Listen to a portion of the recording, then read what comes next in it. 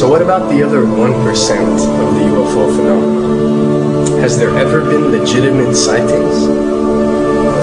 As promised, we're going to cover this 1% in a future episode, but I'll share with you something a wise man once shared with me.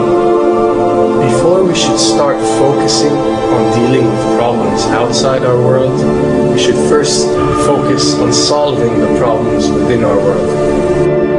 And before you can start solving problems within your world, you first have to solve problems within yourself and within your surrounding environment of family and friends. So basically what I'm trying to say is that we have priorities that we need to focus on first and foremost so we can successfully build our lives and our minds.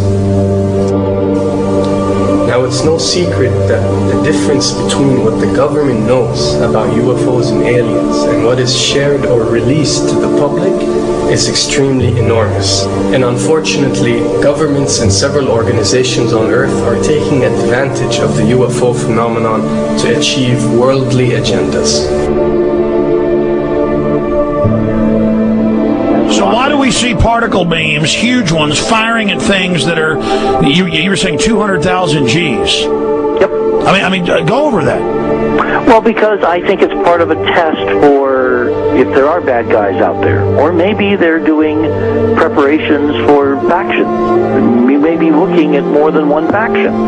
Remember, these groups tend to fragment. They fractally fragment so that you have wars within wars within wars. You know. But why would NASA release that footage? Well, remember, you've got all the good guys in NASA.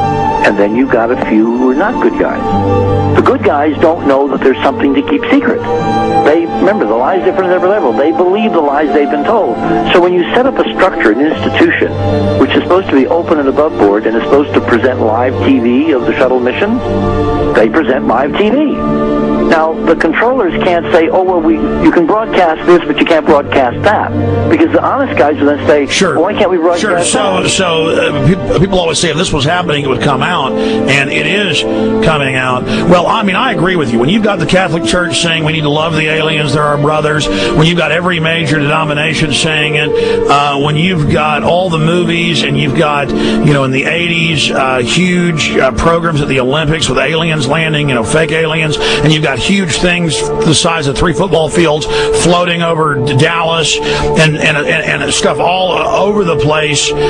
Something's going on. And then I read government documents about fake extraterrestrial landings. Any of this. Why? I mean, you believe it's fake. Remember Operation Northwoods? Yes. Okay. Or we can go to the, September 11th. Governments do huge, big things to sway populations at key nodal points in history. They love hoaxes. Yeah, well, it's manufactured history is what it is.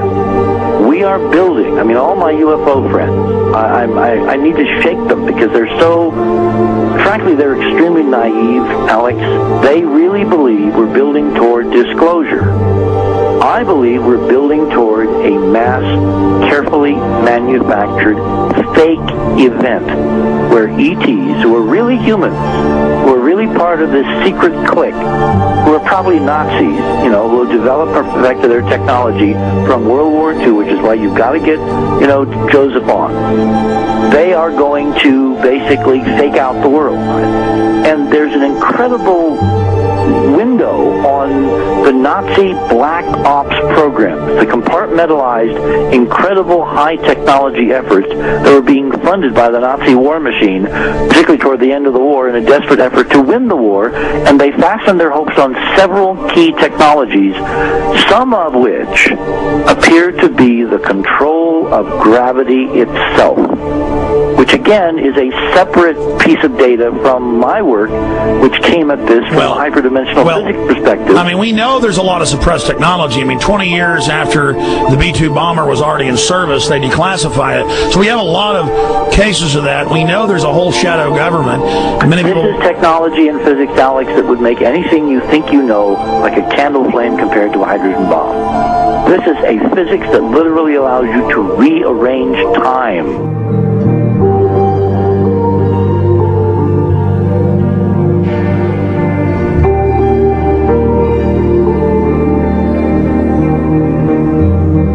But I mean, imagine you've got all these compartments in these pyramids within pyramids of compartmentalization. That's why that's the New World Order symbol. And we don't know what they've got because they are so secret. We know they lie so much. We just know it's advanced. Mainline scientists say they're 30 years advanced. So Richard C. Hoagland, what I'm saying to you is, I'm entertaining what you're saying. I respect you. I think you're a great guy.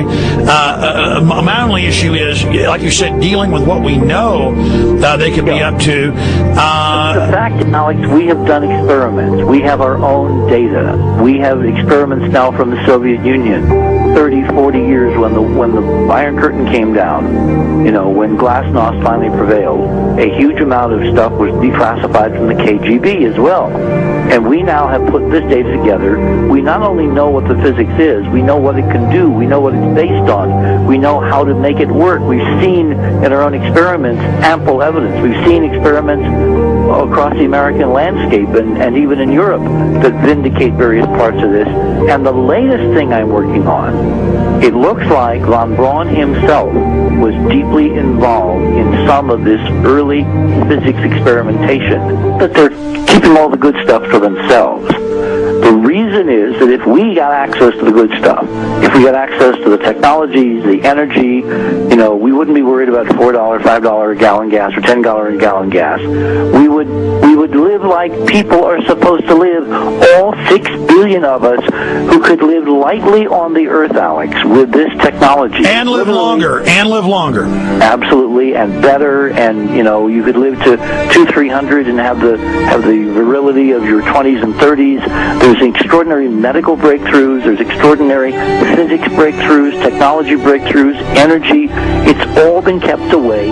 Think about it. We're already on a planet hurtling through space, all these wonders around you, and you've been taught it's bizarre to question, and that's because there's so many kooks in the alternative movement who do talk about ridiculous, Hollywood-style green men, instead of really looking at the shadow government and all these crazy secret societies that are admittedly running NASA and the shadow government. Well, ladies and gentlemen, during this talk that I'm going to give you, I'm going to explain to you the history of this phenomenon, who the secret government really is, and I will name them by name, the beginning group, the study group. I will tell you who they are today. I'm going to tell you what this is all about. I'm going to tell you who's selling drugs to your children. And I'm going to tell you why the United States government is afraid for you to find out what the truth is regarding UFOs.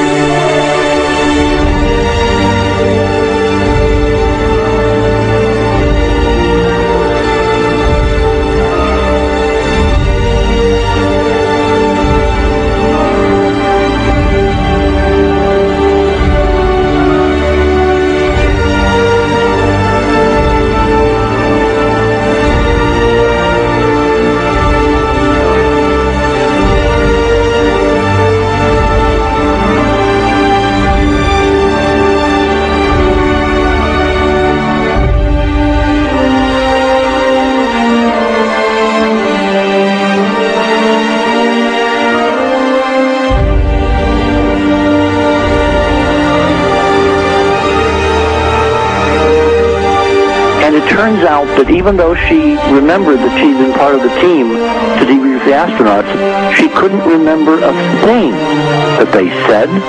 She couldn't remember why she no longer was working with NASA.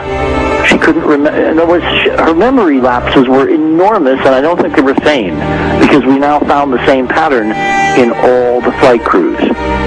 Because the awful truth, Alex, is they have been brainwashed. They have been mind controlled. They have had a technology, a very sophisticated technology, which took away the real missions that they experienced.